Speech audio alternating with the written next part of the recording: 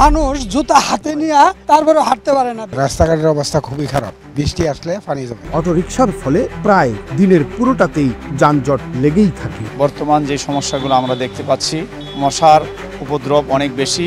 ঢাকা সংসদীয় আসন 18, এই 18 আসনে যে জনদুর্ভোগ রয়েছে তা জানাতে আজ আমরা উপস্থিত হয়েছি ঢাকা 18 আসনের উত্তরাতে। আমরা জানব এই এলাকার জনদুর্ভোগ নিয়ে কেমন আছেন এই এলাকার জনগণ, কি তাদের প্রতিক্রিয়া।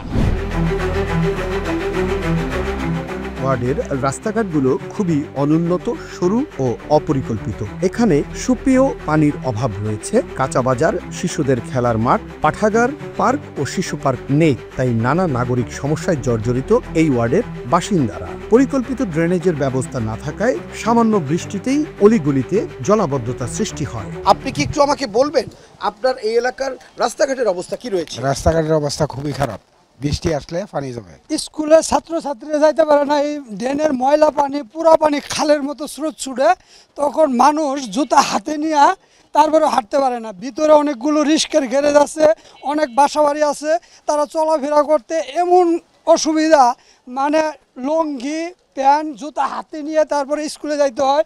পোলা পানের স্কুল ব্যাগ ময়লা পানিতে পড়ে যায়, পড়ে যাওয়ার পরে অনেক দুর্ভোগে থাকে এই এলাকার মানুষ।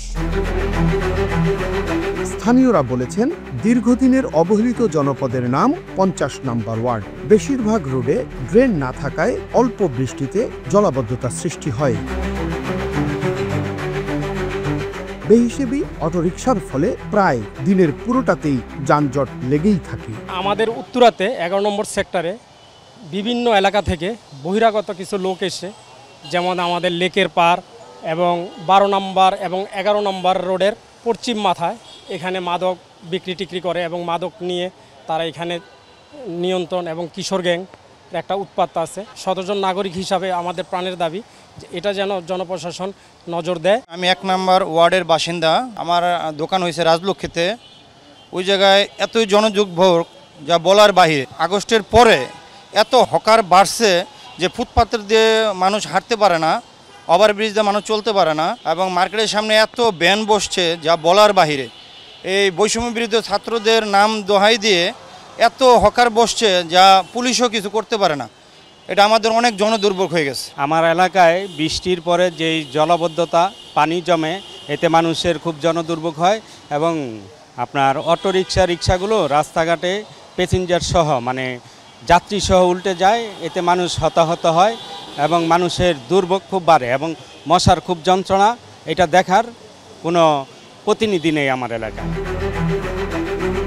মশার উপদ্রব একটি বড় সমস্যা যা এই এলাকার বাসিন্দাদের জীবনকে অতিষ্ঠ করে তুলেছে।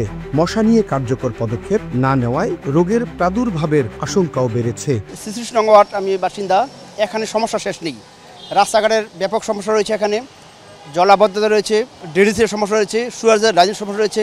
আমরা আসলে চরম দুর্ভোগে বাস করতেছি। আমাদের পুরা সেক্টরে যে ঘটনাটা দাঁড়াইছে, যে বিল্ডিংগুলো যেগুলো আছে, এই যে ধরনের রাস্তাটা, এখন এই রাস্তাটার ভিতরে এই যে গাড়িগুলো সব পার্কিং করে রাখছে রাস্তা, কিন্তু সব বিল্ডিংগুলো কিন্তু কমার্শিয়াল ইউজ করতেছে, একটা বিল্ডিং কিন্তু কমার্শিয়াল না। দ্বিতীয় ব্যাপারটা হচ্ছে যে অটো, এই যে দেখেন এইখান থেকে আপনি এইখানে যাইতে লাগবে আধা ঘন্টা, মিনিমাম আধা ঘন্টা সময় লাগবে। আর আমাদের 11 নম্বর সেক্টর মসজিদের আশেপাশে যেই জায়গায় আছে, এই জায়গায় পুরো এলাকাটা পুরাটাই ধরেন এই ফুটপাতের দোকান বৈশা পুরাটা ভরে গেছে। আপনি এই সাইডটা একটু তাকান, এই সাইডে তাকান, এই সাইডেও দেখেন এই যে রাস্তাটা, এই যে ময়লা টয়লা ফালায়া পুরা রাস্তাটা নোংরা হয়ে গেছে। আমাদের পুরা 18 আসনটাই টোটালি এই অবস্থায় আছে এখন। তো আলহামদুলিল্লাহ এই ব্যাপারটাই আমরা সরকারের কাছে দাবি জানাচ্ছি এবং যারা আছে নেতৃত্বে যারা আসছে এদের কাছে দাবি জানাচ্ছি যে পুরা সেক্টরটাই আমাদের যে ক্লিন থাকে। রাস্তাঘাটের ভাঙাচোরা অবস্থায় চলাচলে অসুবিধা সৃষ্টি করে, বিশেষ করে বর্ষাকালে এই সমস্যা আরও বাড়ে। সামান্য বৃষ্টিতেই রাস্তাঘাট তলিয়ে যায়, যা জনসাধারণের চলাচলে মারাত্মক ব্যাঘাত ঘটায়। দক্ষিণখান থানাধীন 50 নম্বর ওয়ার্ডের একজন ভোটার, আদিবাসিন্দা। আমাদের দক্ষিণখানের সবচাইতে বড় সমস্যা হলো গিয়ে ড্রেনেজ ব্যবস্থা। এখানে সামান্য বৃষ্টিতে যে পরিমাণ পানি জমে, ড্রেনেজ ব্যবস্থা খারাপ অবস্থা। তো এই জিনিসগুলি শুধুমাত্র এই ড্রেনেজ ব্যবস্থার কারণে আমাদের পুরো দক্ষিণখান এলাকা ডেঙ্গু সহকারে আরও বিভিন্ন সমস্যাগুলি হয়। তো এই ব্যবস্থাটা আমাদের আশু সমাধান করা উচিত। মাইটিভিকে ধন্যবাদ যে জনদুর্ভোগ নিয়ে মাইটিভি কাজ করছেন।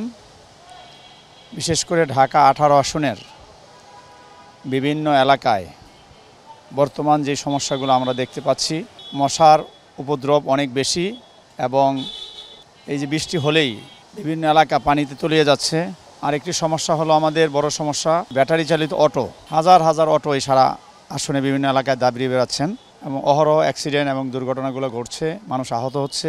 আমি 18 আসনের একজন বাসিন্দা হিসাবে বৈষম্য বিরোধী আন্দোলনের পরে বিভিন্ন এলাকায়, বিভিন্ন বাজার, বিভিন্ন বাড়ির সামনে অস্থায়ীভাবে ছোটোখাটো বাজার, ভ্যান, বিভিন্ন হকাররা বসে যাচ্ছেন বিভিন্ন নাম দিয়ে। আমরা MITVর মাধ্যমে প্রশাসনের কাছে অনুরোধ করব যে আমাদের মশার বিষয়টা যেটা আছে এটা আপনারা দ্রুত সমাধান করুন। পানি যে নিষ্কাশনের ব্যবস্থা এবং আমাদের এই হকারদের বিষয় প্রয়োজনে তাদের সরিয়ে একটু অন্য একটা ভালো স্থানে তাদেরকে বসানোর ব্যবস্থা করা হোক। উত্তরা অত্যন্ত একটি গুরুত্বপূর্ণ এলাকা, কিন্তু উত্তরার পাশে যে ওয়ার্ডগুলো রয়েছে, দক্ষিণখান, উত্তরখানে, আমাদের তুরাগে, ওখানে বৃষ্টি হলেই হাঁটু পানির উপরে পানি জমে যাচ্ছে, মানুষ চরম ভোগান্তির মধ্যে আছে।